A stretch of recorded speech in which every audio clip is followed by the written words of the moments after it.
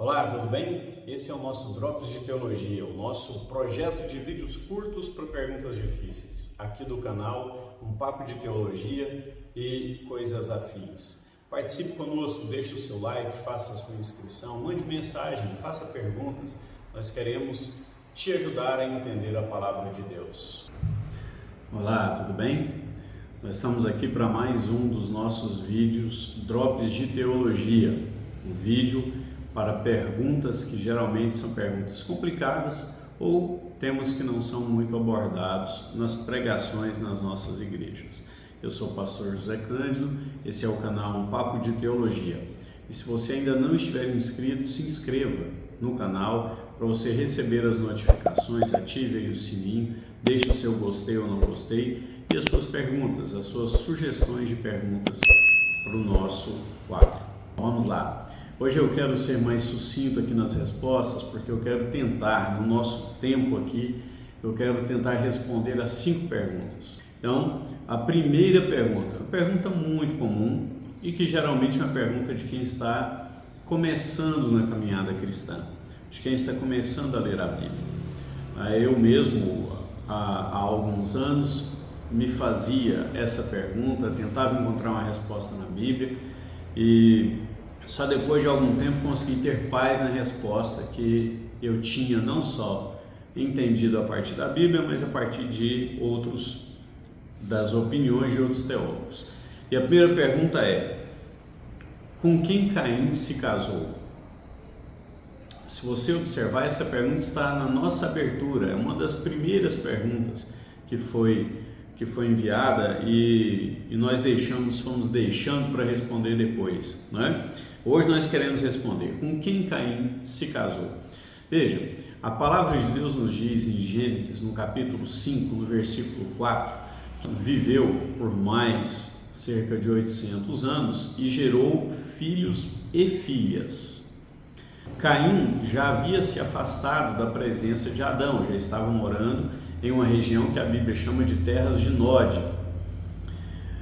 A única alternativa, então, que nós temos para o casamento, não só de Caim, mas o casamento de Sete e de outros irmãos de Sete, é a alternativa de que eles tenham se casado ou com uma irmã ou com sobrinhas. Então, Caim, provavelmente, pela idade, Caim deve ter se casado com uma de suas irmãs. Essa é a maior probabilidade que a gente tem. Tá, aí algumas pessoas, e é por isso que eu estou respondendo essa pergunta, né? Porque algumas pessoas dizem assim: tá vendo? A Bíblia está se contradizendo, porque a Bíblia proíbe que um homem se aproxime de uma mulher parenta próxima com desejo sexual. É verdade, a Bíblia realmente proíbe isso, mas esse texto está no livro de Levítico, no capítulo 18, no versículo 6. Ou seja, esse texto ele só vem para o texto bíblico milhares de anos depois de Caim. Então, até a época de Caim não havia proibição de casamento consanguíneo. Até, na verdade, quando nós lemos Gênesis capítulo 20, versículo 12, nós vamos perceber que Abraão se casou com sua meio-irmã. Sara era filha do pai de Abraão, não era filha da mãe de Abraão, mas era filha do pai de Abraão. Então, o próprio Abraão reconhece isso lá em Gênesis 20, capítulo 20, versículo 12. Então, havia ali ainda em Gênesis 20 casamento consanguíneo. E é importante a gente pensar o seguinte: por que Deus proíbe o casamento consanguíneo? Qual é a ideia da proibição? A ideia é simples.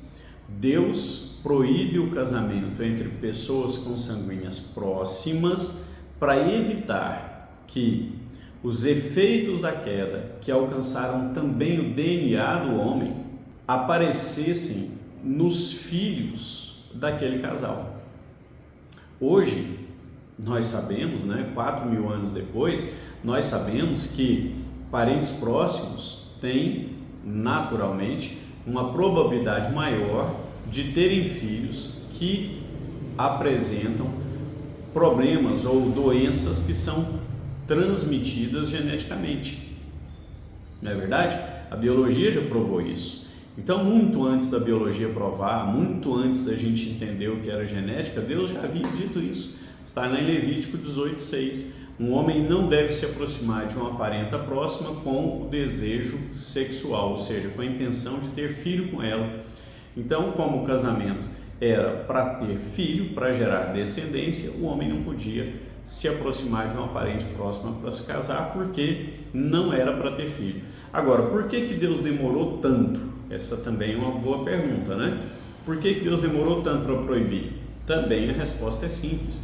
Os efeitos da queda não foram imediatos, porque os efeitos da queda foram acontecendo gradativamente. Porque assim como Deus tem uma revelação progressiva na Bíblia a respeito do plano da salvação, a respeito de Jesus Cristo, Deus tem também, mostra também para nós que a queda teve efeito progressivo. Tudo bem?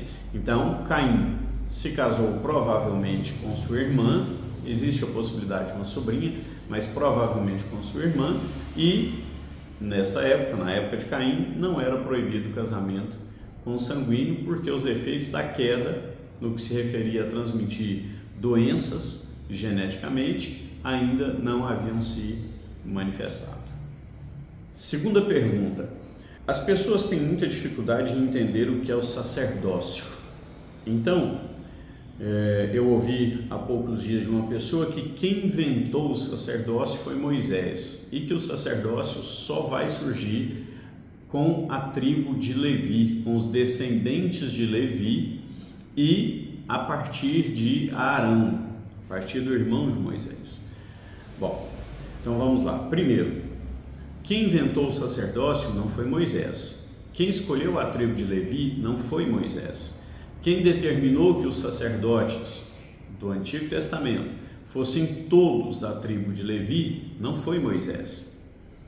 Todas essas escolhas e ordens, elas vêm da soberania de Deus. Foi Deus quem escolheu, foi Deus quem separou a tribo de Levi, foi Deus quem determinou: essa tribo não terá herança na terra, a herança dessa tribo vai ser me servir. Então, por isso, Deus proveu a essa tribo a forma, né, de se alimentarem, de morarem, de se vestirem, através dos dízimos. Então, a escolha não foi de Moisés, a escolha foi de Deus. Agora, é importante também nós entendermos que havia sim sacerdócio antes da tribo de Levi. Havia sacerdócio antes de Moisés. Por exemplo, quando nós olhamos lá no texto de Gênesis, a partir do capítulo 12, nós vamos perceber que ali havia sacerdócio. Quando nós olhamos ali a guerra dos 5 reis contra 4, né, e Abraão devolvendo os dízimos, nós vamos perceber que havia ali um sacerdote chamado Melquisedeque. Então havia sim sacerdotes antes da tribo de Levi. Muitas provas históricas da existência de sacerdotes no Egito Antigo, antes de Moisés. Então o sacerdócio, ele não surge a partir de Arão, ele não surge a partir de Moisés. O sacerdócio sempre existiu. O que Deus faz a partir de Arão é estabelecer os critérios para o sacerdócio. Então, para ser sacerdote, devia ser de uma tribo específica, uma tribo separada, não é?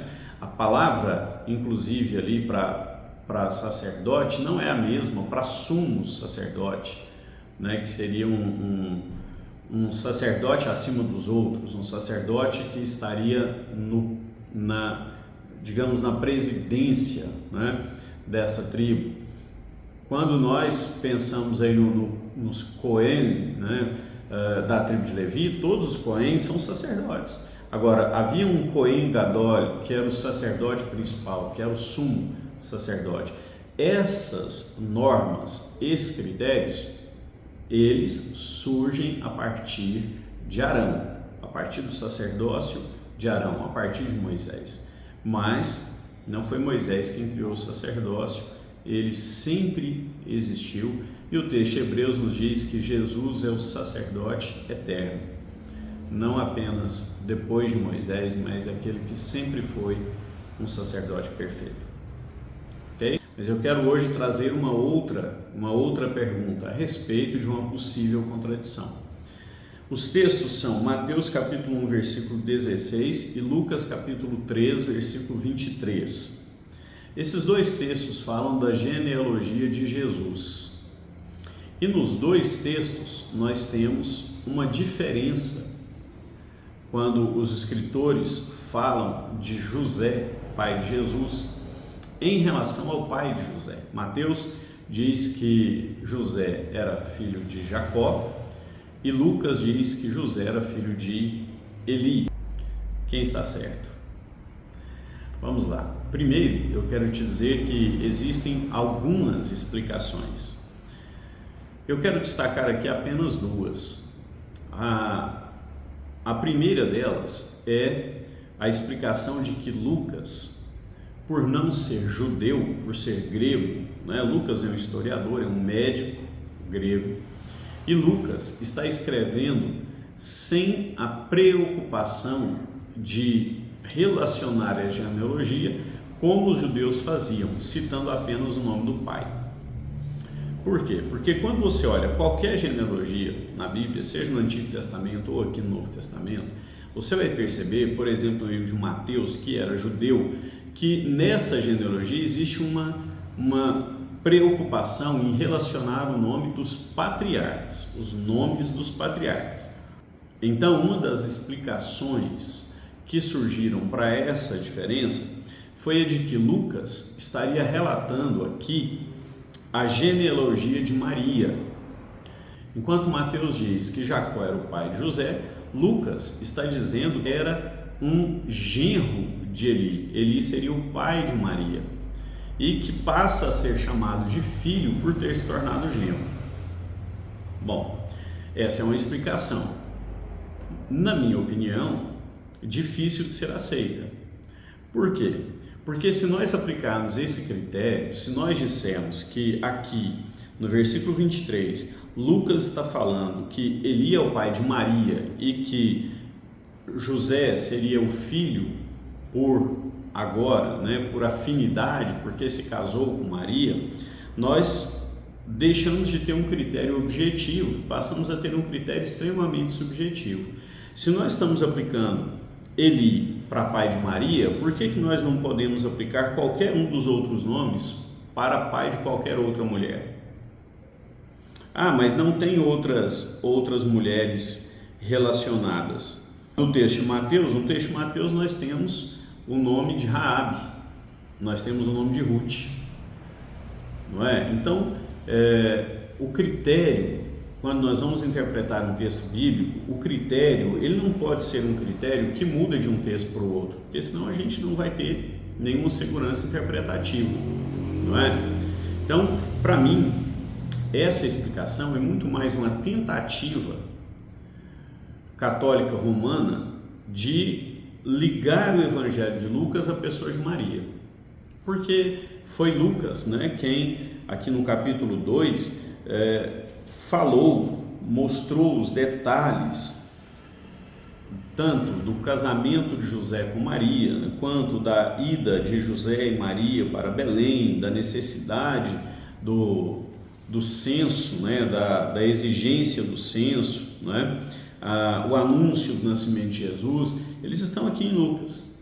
Então existe uma tentativa de alguma forma aliar o Evangelho de Lucas à pessoa de Maria, que na minha opinião não é uma tentativa muito honesta, porque os evangelhos não foram escritos para falarem de Maria, e nem de José, mas para falarem de Jesus. Evangelho significa boas novas.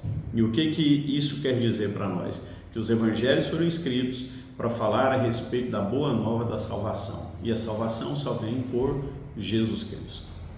Então, essa primeira explicação para mim, ela não está correta e ela não faz muito sentido.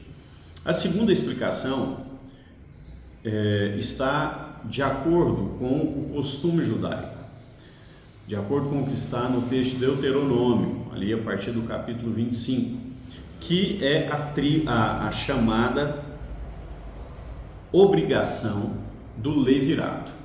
O que era isso? a lei dizia o seguinte: se um homem casar e morrer sem ter filhos, então o seu irmão, o seu próximo irmão, deve tomar a esposa desse irmão falecido, a viúva, e ter filhos com ela.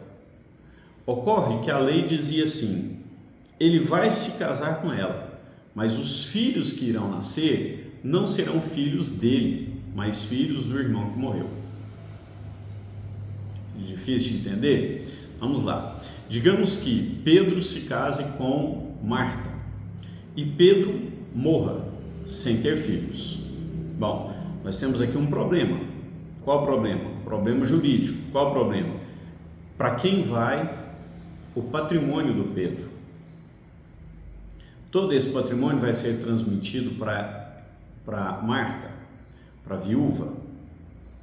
Mas se Marta era de outra família, então o patrimônio estaria saindo da família, estaria saindo daquele clã e indo para um outro clã. Qual é a solução? A solução é: Pedro, você tem um irmão, João, um próximo irmão aqui, João. João vai se casar com Marta. Se João fosse casar, nenhum problema. João vai se casar com Marta e vai gerar descendentes com Marta. Só que os descendentes que nascerem de João e Marta vão receber o patrimônio de quem? De Pedro, não o patrimônio de João. Porque João, ele, na abertura da sucessão, de João, quando João morresse, o patrimônio de João iria para o casamento, para os filhos do casamento entre João e a sua esposa. Vamos chamar aqui de Ana. Então, João estava casado com Ana. O patrimônio de João seria dividido entre quem? Ana e os filhos. E o filho de João com Marta, esse receberia o patrimônio de Pedro, seu irmão. Essa era a lei do levirato. E o objetivo ali era patrimonial, claramente patrimonial. Tá? Então, de acordo com a lei do levirato, nós temos um pai, João, que é um pai, vamos chamar assim, biológico, não é? Nós temos um pai aqui biológico e nós temos Pedro, que é um pai formal, que é o pai que, para a gente entender, o pai que registraria o menino. Lá na certidão de nascimento do filho estaria escrito mãe Marta, pai Pedro, não mãe Marta e pai João. No caso de José, o que a gente percebe pelo Talmud é exatamente isso. O que aconteceu?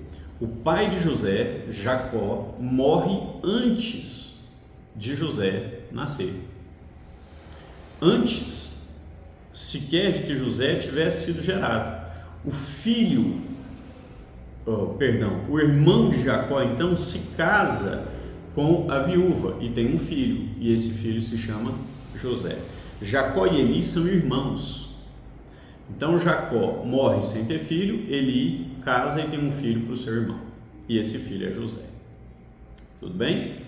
Essa é a explicação que está mais de acordo com o contexto histórico e está mais de acordo com alguns textos antigos que a gente pode analisar. Então, Lucas está falando do pai que assumiu o lugar do irmão que morreu. Lucas está falando do pai biológico. E Mateus está falando do pai legal, do pai que registrou o filho. Entendeu? Então não há contradição entre os dois textos. O que nós temos aí é uma aplicação da lei do levirato. Outra pergunta, e que sempre alguém está falando isso, sempre, especialmente os irmãos que são católicos romanos, eles sempre acusam Lutero de heresia e falam que o que Lutero queria era fundar uma nova igreja. Então as pessoas sempre falam para a gente: Lutero fundou uma outra igreja. Isso é verdade? Não. Veja bem.